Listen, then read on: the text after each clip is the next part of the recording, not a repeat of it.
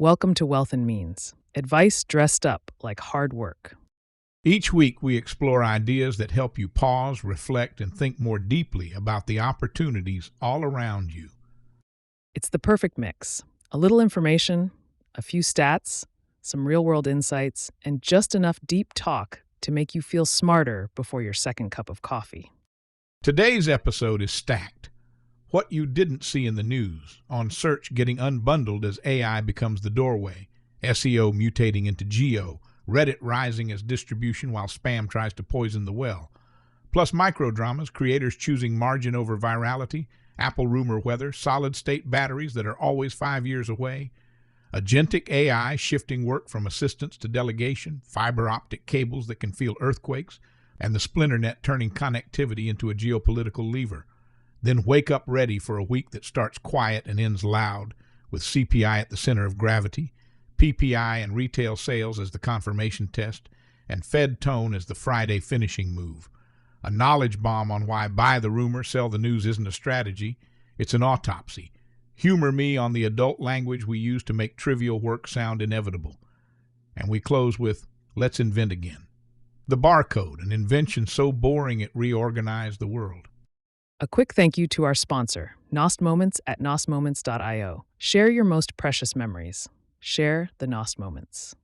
All right, welcome back to what you didn't see in the news. The stories that didn't make the front page, but quietly explain what people are paying attention to, what businesses are repositioning around, and where money is starting to sniff around the edges. We've got hard tech, soft culture, weird internet, and a little markets behaving badly. Let's start with the thing that may change how you find everything else. First up, search is getting unbundled fast. According to Search Engine Land, there's a study floating around that says a meaningful chunk of active AI users are starting searches with AI tools instead of Google.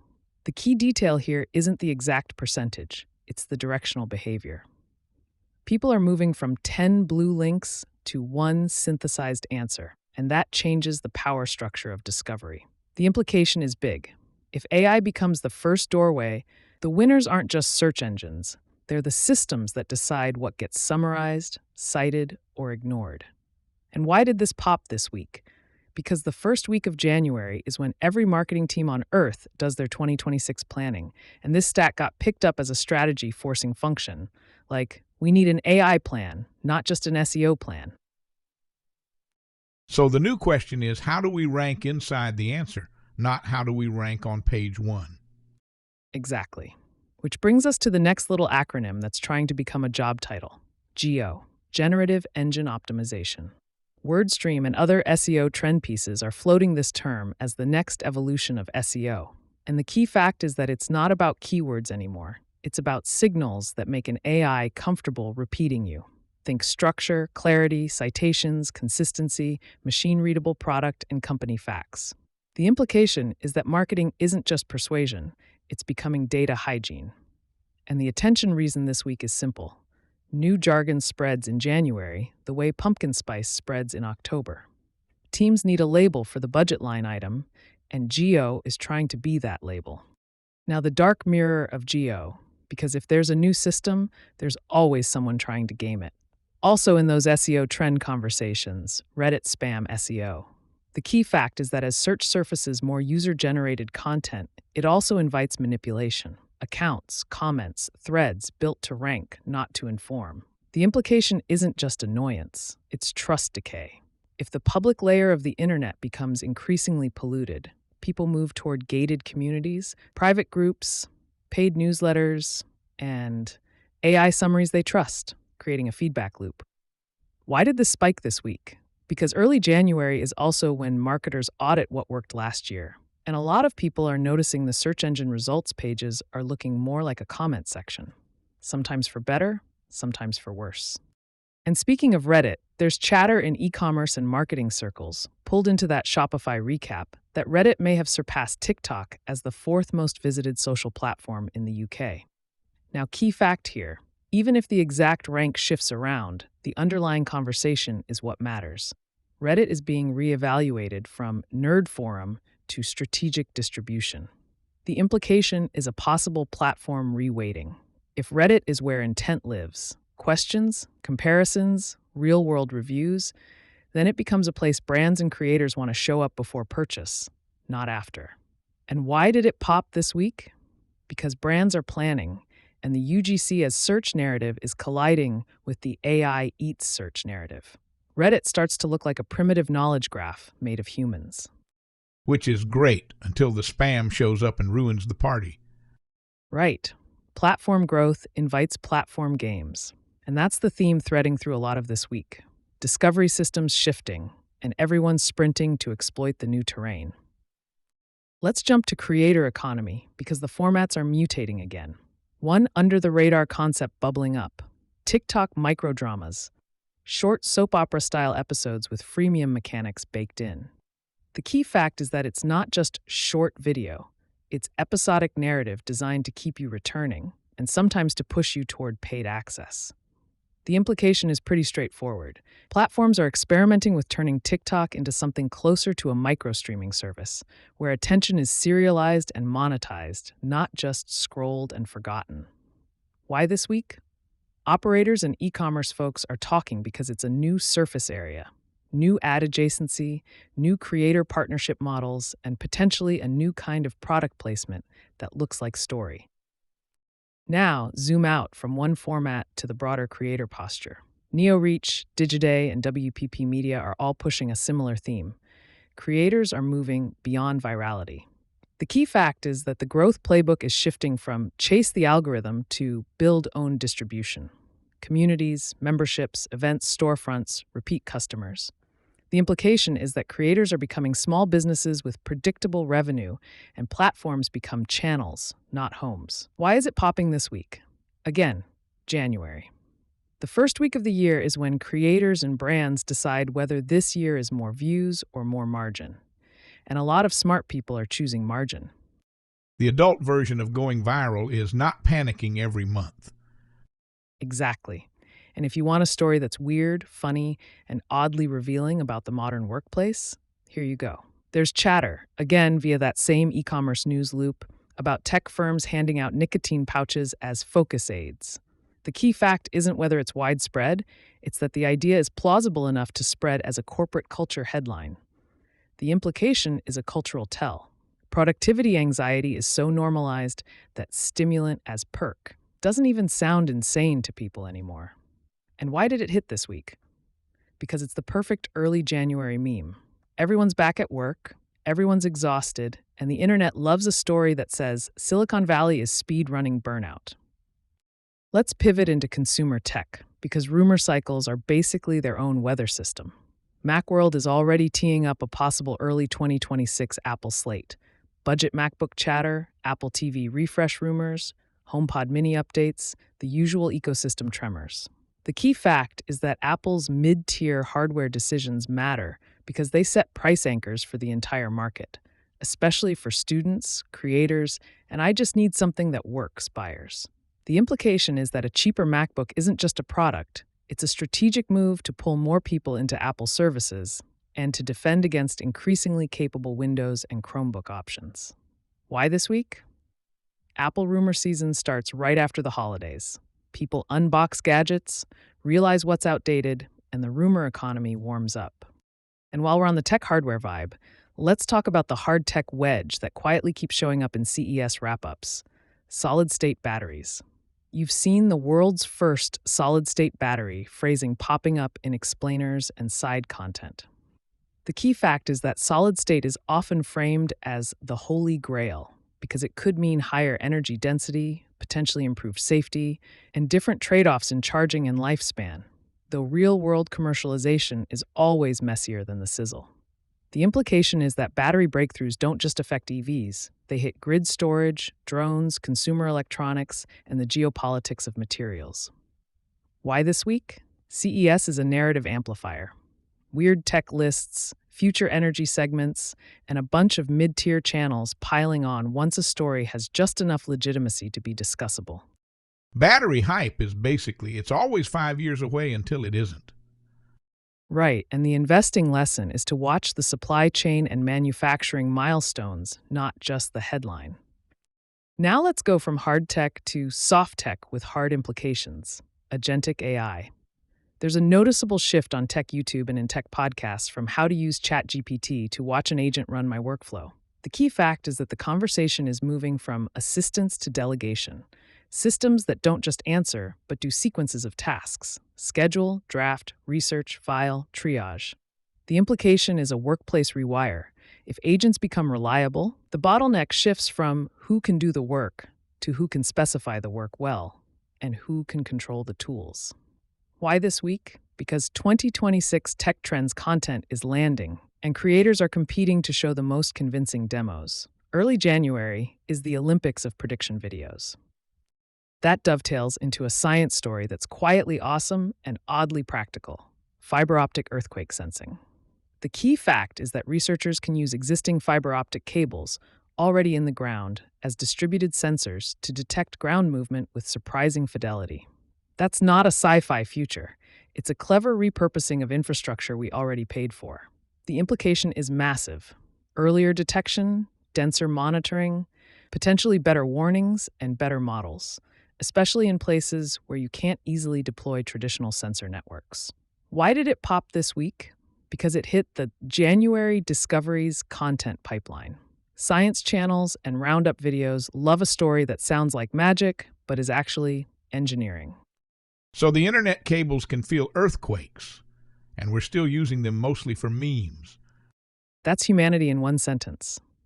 Now let's turn to foreign policy and infrastructure risk, because the internet isn't a single internet anymore. There's fresh discussion about national internet kill switches and Iran's near-total shutdown. The key fact is that internet access can be throttled, fragmented, or effectively disconnected at a national level, especially during unrest, and monitoring reports can show traffic collapsing to a tiny fraction of normal. The implication is not abstract. It's operational risk for businesses, for journalists, for families, for supply chains, for markets. It's also a preview of what splinternet means in practice: different rules, different access, different information realities. Why this week? Because these incidents create shareable charts and very visceral proof that connectivity is a political lever, not a utility. And that leads cleanly into the investable narrative version of the same fear: defense tech and national security investing. Bloomberg Businessweek and institutional research like Wellington are both pointing at 2026 as a year where geopolitics isn't just a news category, it's a portfolio category. The key fact is that themes like defense budgets, AI-enabled defense systems, and critical mineral supply chains are getting treated as long-duration investment narratives, not one-off crisis trades. The implication is that capital allocation follows perceived inevitability. If policymakers talk resilience, investors fund resilience. Why this week? Because early January is when the themes decks ship. Macro podcasts and asset managers publish their lists, and suddenly everyone has a vocabulary for what they already felt. It's amazing how themes just means we need a story to organize uncertainty. Exactly. And a good theme is basically a map you can argue over. Now, personal economics, because you can't do a what you didn't see segment without asking, where is the household pressure showing up? One market proxy that got attention: rocket companies, RKT, on unusual options activity. The key fact is that outsized call buying shows up when traders think something is about to move. And mortgage-linked names are especially sensitive to rate expectations and housing sentiment. The implication is that even when housing isn't the headline, the market is constantly repricing the rates drives affordability and activity chain. Why this week? Because early year positioning is real, and mortgage fintech sits right on the seam between Fed expectations and consumer reality. It's a clean macro meets household ticker. And then there's the speculative corner, the part of the tape that acts like a mood ring. Your radar list flags that you want one representative from screen-driven microcap attention. So let's do it cleanly. Choose either CRML if you want critical minerals torque, or AXT if you want semiconductor materials adjacency. The key fact is that these names get pulled into attention cycles because they sit under big narratives: defense supply chains, electrification, AI hardware, and small caps can move on incremental flows. The implication is simple: When retail attention meets thin liquidity, price discovery becomes performance art. Why did it pop this week? Because theme season plus small cap screens equals new year, new lottery tickets. And that's not judgment, it's how the game is played. High velocity, low gravity. Exactly. Handle with care. All right, before we close, let's connect the dots. If you zoom out, 3 meta patterns are doing the quiet work this week. First, discovery is shifting. People are starting with AI, SEO is mutating into geo, and platforms like Reddit become battlegrounds for visibility and spam. Second, formats are evolving. Microdramas, creator businesses beyond virality, and rumor economies are all evidence that attention is being packaged in new containers: episodes, communities, ecosystems, narratives. And third, geopolitics and infrastructure risk are moving from news to operating reality. Splinternet behavior, resilience planning, and defense tech investing aren't fringe anymore. They're inputs. That's what you didn't see in the news this week. Not the loudest stories, just the ones quietly reshaping how we find information, how we spend time, and how capital positions itself before the headlines catch up. And if you're listening to this thinking, that's a lot, yeah, that's the point. All right, let's get you wake up ready for the week ahead. We're starting quiet, but don't let that fool you. This is one of those weeks where the market spends Monday holding its breath and then exhales hard. Monday, January 12th. This is the calm before the data storm. There's no Tier 1 U.S. macro data on the calendar today, which means markets are mostly trading positioning, not information.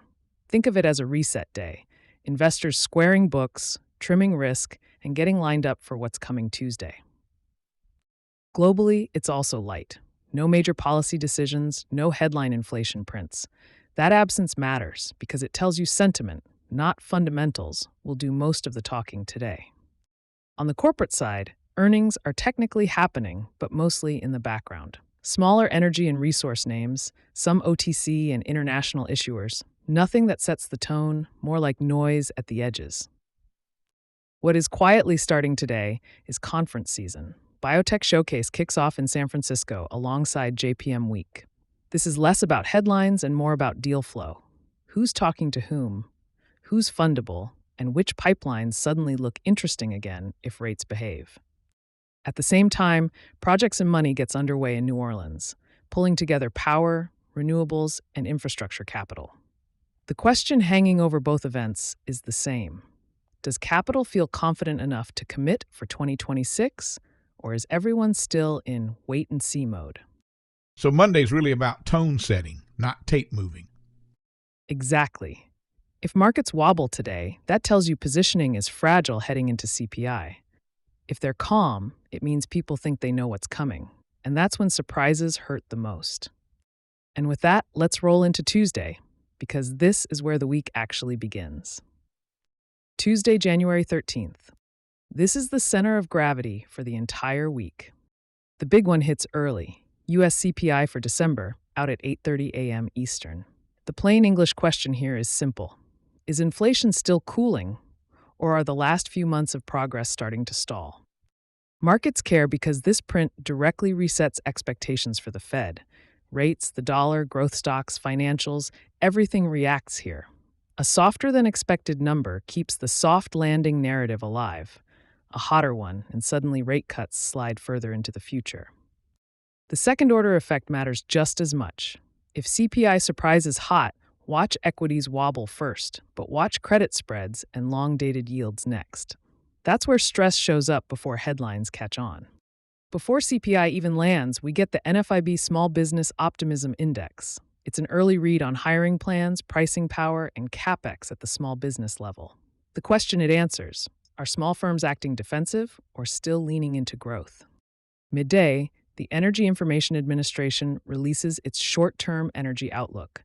This is where oil and gas expectations quietly reset. Any surprise revisions here can ripple into energy equities and inflation expectations at the same time. And layered on top of all that, Fed speakers.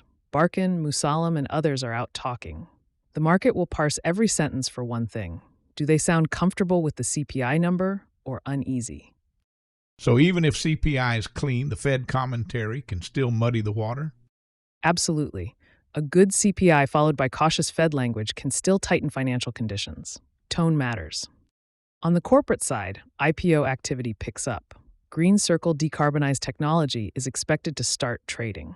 It's not a market mover on its own, but it's a sentiment check. If new issues trade well, that tells you risk appetite is coming back, especially in climate and energy transition names. By the end of Tuesday, the market thinks it knows the week's story. That confidence gets tested fast. Wednesday, January 14th. This is confirmation or contradiction day. We start with PPI and retail sales at 8:30 a.m. PPI tells you what's happening upstream in pricing pressure. Retail sales tells you whether the consumer is still spending or finally tapping the brakes. The key question is inflation easing because demand is cooling or because supply dynamics are improving? Markets care because those two paths lead to very different outcomes for earnings and rates. Later in the day, the Fed's Beige Book drops.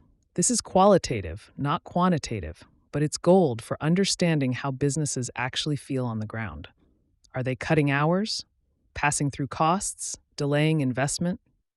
The second order implication here is subtle. If Beige Book anecdotes show strain even while headline data looks fine, that's when small caps and regional banks start underperforming quietly. Financial earnings also begin to matter more midweek. Big names in banking and asset management are clustered around this window. These reports shape expectations for credit quality, trading revenue, and capital markets activity heading into 2026. Is this the point where macro hands off to micro? Exactly. By Wednesday afternoon, the question shifts from what is the economy doing to who wins and who loses if this continues. Thursday, January 15th. This is where labor and policy nuance take over. Weekly jobless claims hit at 8:30 a.m. They're noisy, but they're fast. The market's asking, is the labor market still tight enough to worry the Fed, or are cracks forming beneath the surface? A surprise jump here would ripple quickly into rate expectations, especially at the front end of the curve. Later in the morning, Fed Governor Michael Barr participates in a panel on stablecoins. This is a tech policy crossover moment. The question isn't whether crypto moves today, it's whether regulatory clarity is getting closer or further away. If tone shifts towards stricter oversight, fintech multiples feel pressure. If it leans toward integration and guardrails, that's quietly supportive for payments and digital finance names. Throughout the day, global central bank speakers add background noise, but also optionality. In thin markets, even incremental guidance can spark FX and rates volatility. Friday, January 16th. We close the week with production and perspective. At 9:15 a.m., U.S. industrial production and capacity utilization drop.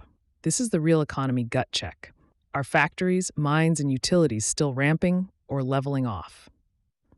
Markets care because this feeds directly into GDP tracking and earnings expectations for industrials, materials, and energy. Then the Fed gets the last word. Multiple senior officials speak Friday afternoon, reflecting on the full week of data. The question here is simple but powerful. Does the Fed sound reassured or unsettled? Second-order effects matter most here. A confident Fed can stabilize markets into the weekend. A cautious one can leave investors de-risking right into the close.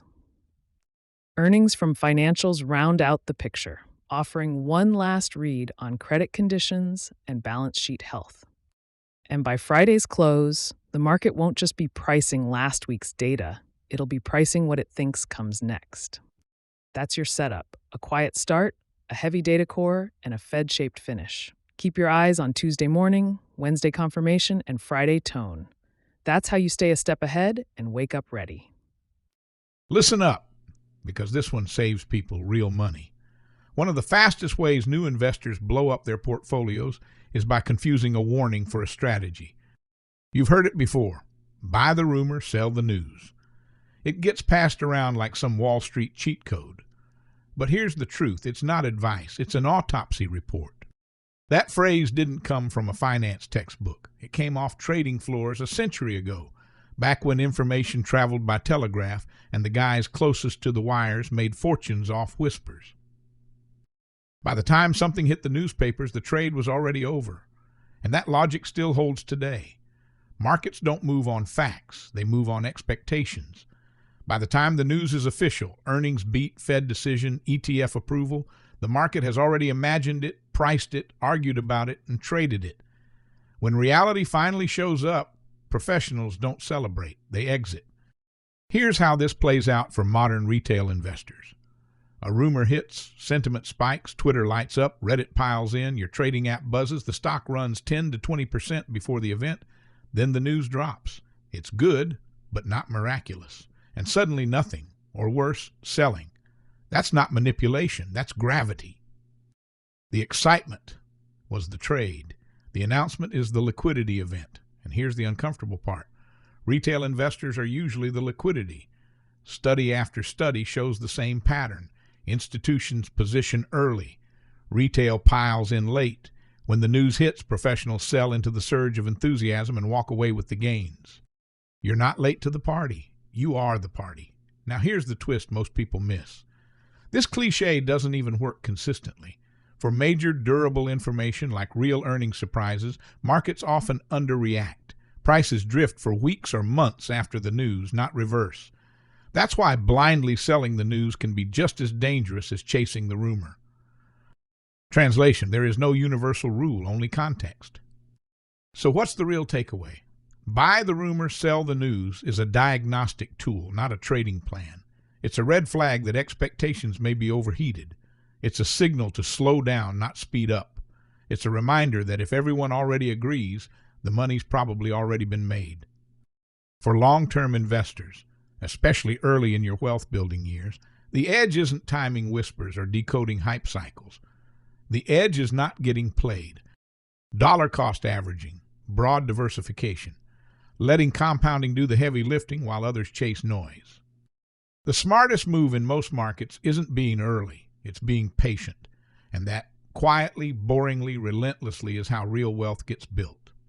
That's today's knowledge bomb. Humor me. You ever notice how modern finance talks like it's doing cardio just to stay alive? Everything is accelerating, re-accelerating, re-accelerating. Nothing ever just grows anymore. Growth apparently needs a Peloton subscription and a podcast. Because steady improvement doesn't move markets. But inflecting momentum with optional upside leverage, that'll get you a CNBC booking and a LinkedIn thought post before lunch. And I realized this the other day when someone explained a perfectly normal business to me using 12 slides to describe what used to be a lemonade stand. Not a joke. The pitch was basically, we're disrupting hydration at the corner-based distribution layer. Sir, you are 8 years old and your inventory melts. And this isn't just startups. This is how we all talk now. Everyone's job is strategic. No one just does things. You're not answering emails. You're managing inbound communications. You're not late. You're reprioritizing time allocation. You're not confused. You're seeking clarity across stakeholders, which is adult for, I have no idea what's happening.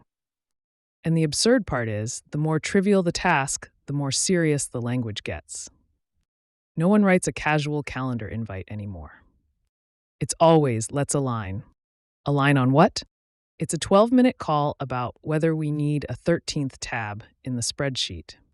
If this keeps going, I think by 2035, we're going to need an investment memo just to choose dinner. Here's the base case for pasta. Here's the bull case for tacos. And obviously, sushi is a high multiple option with geopolitical risk. And look, markets reward this behavior. That's the real joke. Because confidence isn't about being right anymore. It's about sounding inevitable. If you say, I think this might work, people get nervous. If you say, this is the future, people nod, even if you're wrong for 7 straight quarters. That's how you get faux certainty everywhere. Everyone's an expert. Everyone's early. Everyone's long-term, right up until next Tuesday. So I made a little taxonomy in my head, the 4 modern economic species. First, the visionary, always early, never profitable, spiritually allergic to timelines. Second, the operator, actually makes money, apologizes for it constantly. Third, the commentator, no exposure, maximum conviction. And fourth, and this is my favorite, the optimizer. spends 6 months improving a process that didn't need improving, then writes a post about burnout. And the punchline is, markets don't really care who you are. They just care whether expectations moved faster than reality, which is why the best investors aren't the loudest or the smartest. They're the ones who know when a story has already done its job. Because once everyone's aligned, optimized, and inflecting, the trade usually is too. And that's today's lesson.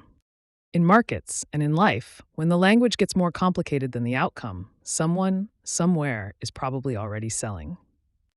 Welcome back to the greater debate, the one that sounds harmless until someone halfway through it starts staring into their drink like it just betrayed them. This is the debate that detonates dinner parties, that turns "so what do you do" into a philosophical landmine, that makes people suddenly very interested in checking on the grill. Because tonight's question feels simple, almost patriotic, until you sit with it long enough for it to start asking questions back. Are we actually living in an age of rugged individualism, or has that story always been a convenient illusion? Two lecterns stand under hot lights. No slides, no charts, no moderator to save anyone. Just an idea that has shaped economies, elections, startups, and self-worth for generations. On one side is Robert Reich, economist, former labor secretary, and one of the sharpest critics of the self-made myth. Calm but unsparing, he carries the weight of institutions, history, and receipts. Across from him is Mark Andreessen, venture capitalist, techno-optimist, and evangelist for a new frontier of empowered individuals. Relaxed, confident, almost buoyant, he speaks for builders who believe the system isn't the ceiling, it's the thing holding us down. Reich steps forward first, not angry, not theatrical, just precise. He starts with a simple observation. No one builds anything in a vacuum. The entrepreneur, the founder, the billionaire, each one is standing on a scaffold they didn't personally erect. Roads they didn't pave, courts they didn't fund, schools that trained their workforce, a communications network paid for long before it was monetized. The very notion of a private company, he reminds the room, only exists because the public enforces contracts and property rights. Call it society, call it the social contract, call it the collective. But don't pretend it isn't there. The room shifts. This isn't an attack on ambition, Reich insists. It's a correction. The danger of the rugged individual story isn't that it celebrates effort, it's that it erases context. When success is framed as purely personal, failure becomes moral. People who fall behind aren't unlucky or under-resourced, they're deficient. That story, Reich argues, quietly corrodes solidarity. It turns public investment into charity and taxes into theft. And once you buy that logic, it becomes much easier to dismantle the very systems that made success possible in the first place. Andreessen listens without interrupting, arms loose, expression curious. When he steps up, he doesn't deny the past. He reframes the present. Yes, institutions mattered. Yes, public infrastructure played a role. But the terrain has shifted. We are entering an era where individuals can do what once required empires. A single person with a laptop can now reach millions, coordinate globally, build tools that rival corporate products, and move faster than regulators can track. The leverage per human has exploded. That's not mythology. It's lived reality. He presses the point. Technology hasn't just lowered barriers, it has collapsed them. AI, software, decentralized networks. These don't just help individuals, they compound them. One person's output can scale across continents with near zero marginal cost. That changes the math of power. In this environment, the greatest threat isn't inequality of effort, but stagnation enforced by outdated rules. Regulations designed for industrial monopolies now suffocate digital creators. The state, he argues, has become slow where individuals are fast, cautious where progress demands risk. Reich responds without raising his voice, and somehow that makes it sharper. The tools may be new, he says, but the dependencies haven't disappeared. They've just gone invisible. That laptop relies on a global supply chain, publicly funded research, and a stable geopolitical order. The AI models are trained on collective human output. The platforms that allow creators to reach millions exist because someone else maintains the grid, the fiber, the courts.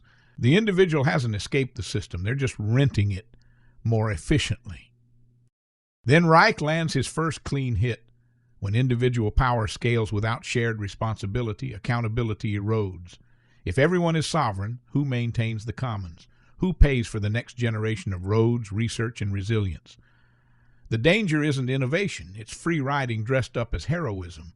The room goes quiet. This isn't abstract, it's a question with a bill attached. Andreessen absorbs it, nods once, and counters with speed. The real free riding problem, he says, is when innovation is taxed to preserve comfort, when permission structures reward incumbents and punish outsiders, when risk takers are told to wait their turn while systems calcify. The collective, he argues, doesn't always mean the many. It often means the already powerful hiding behind procedure. Individualism isn't the enemy of the commons.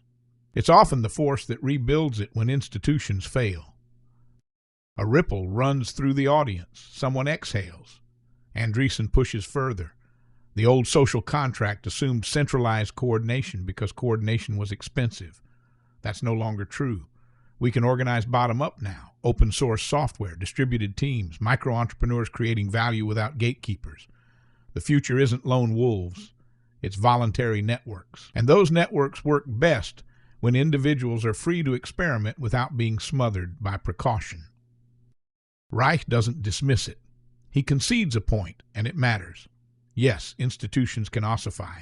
Yes, bureaucracy can protect mediocrity. He's seen it firsthand. But here's the weakness in Andreessen's vision. Not everyone starts with the same runway. Hyper-individualism assumes access to capital, to education, to safety nets you don't notice until they're gone. Strip away collective guarantees too aggressively and the risks don't vanish. They concentrate. Freedom for the already mobile can mean fragility for everyone else. The room tightens. Andreessen acknowledges his own flank. He knows technology alone doesn't solve inequality. He knows markets can overshoot. The frontier can leave people behind.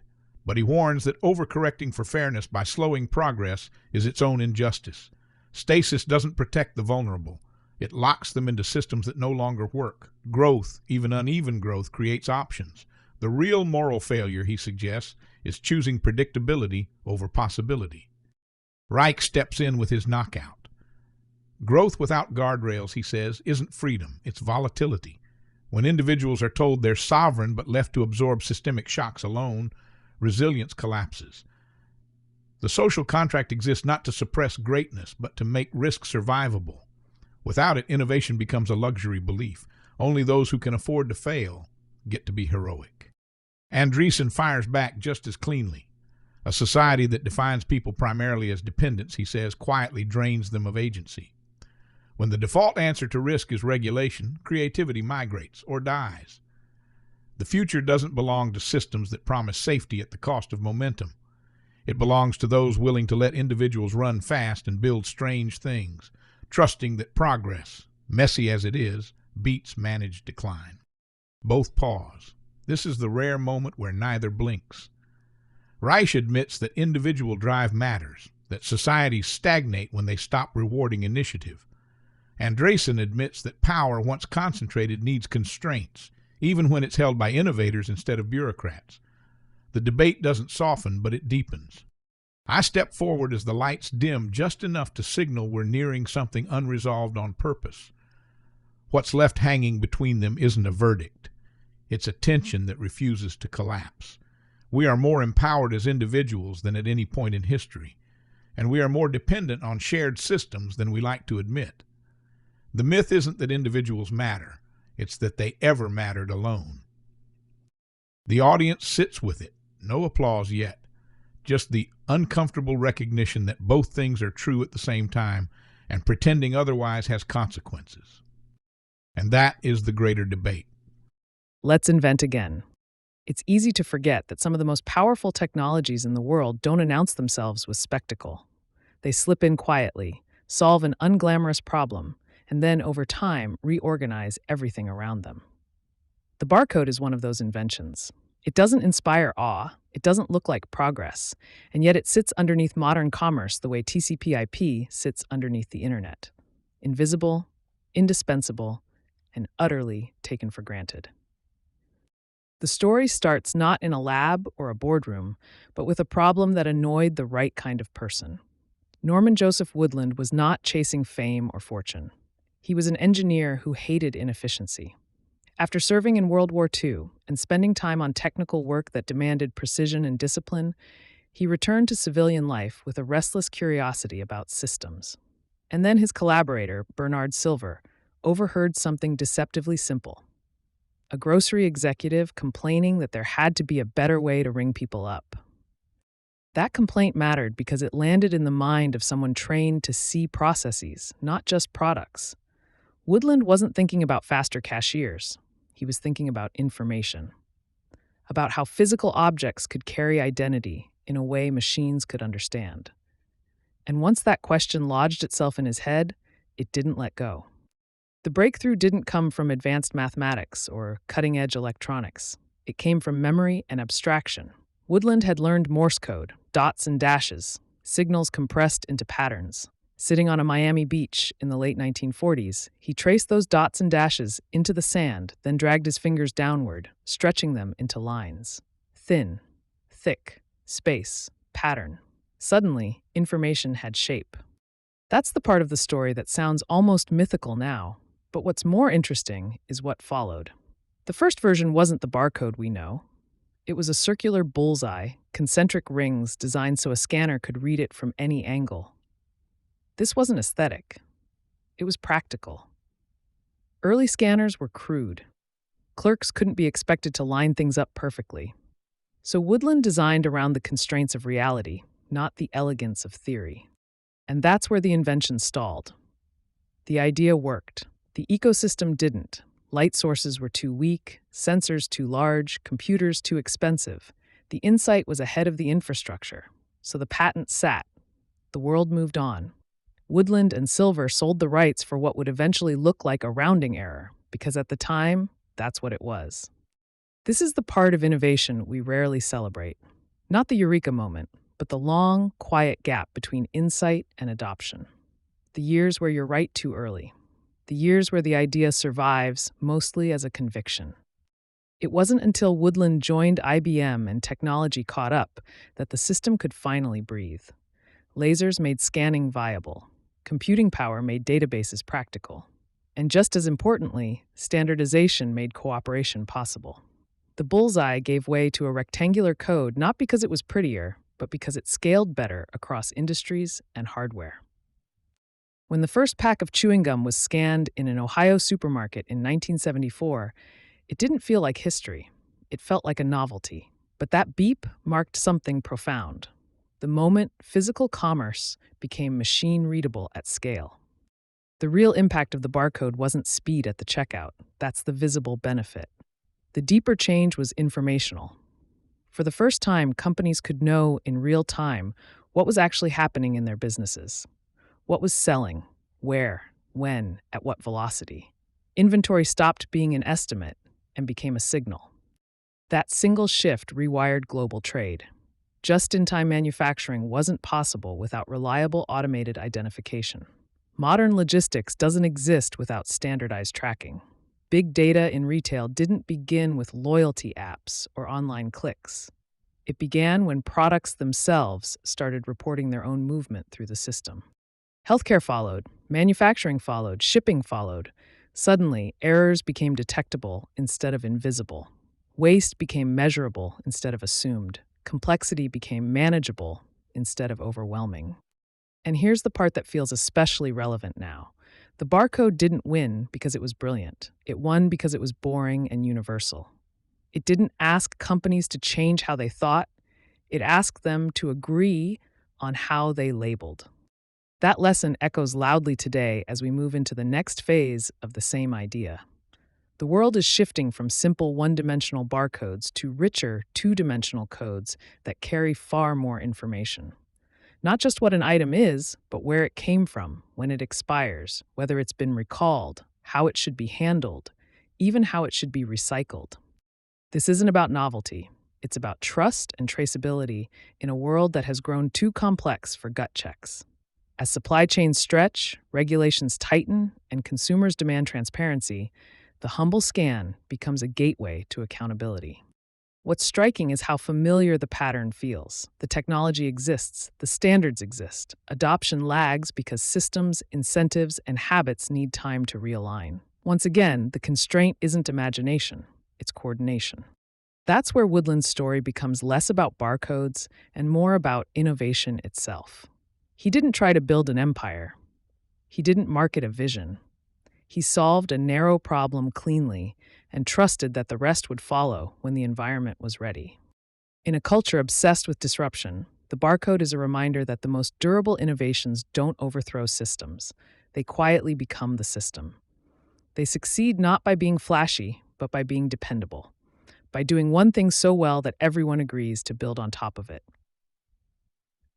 The lines in the sand were never the point. The point was the idea that information could travel with objects, that identity could be standardized, that complexity could be reduced without being oversimplified. That's a lesson worth carrying forward. Progress doesn't always arrive with applause. Sometimes it arrives with a beep at the checkout, and by the time you notice, the world has already reorganized itself around it. That's it for another episode of Wealth and Means, advice dressed up like hard work. We hope you enjoyed the full arc, from shifting discovery and restless attention to the very real calendar that reprices markets, from rumor-driven momentum to the slow discipline that builds durable wealth, from corporate theater and complicated language to the quiet truth beneath it, and from futuristic systems to a stubbornly simple standard. Because that's the thread tonight. Signal over noise, structure over story, coordination over charisma.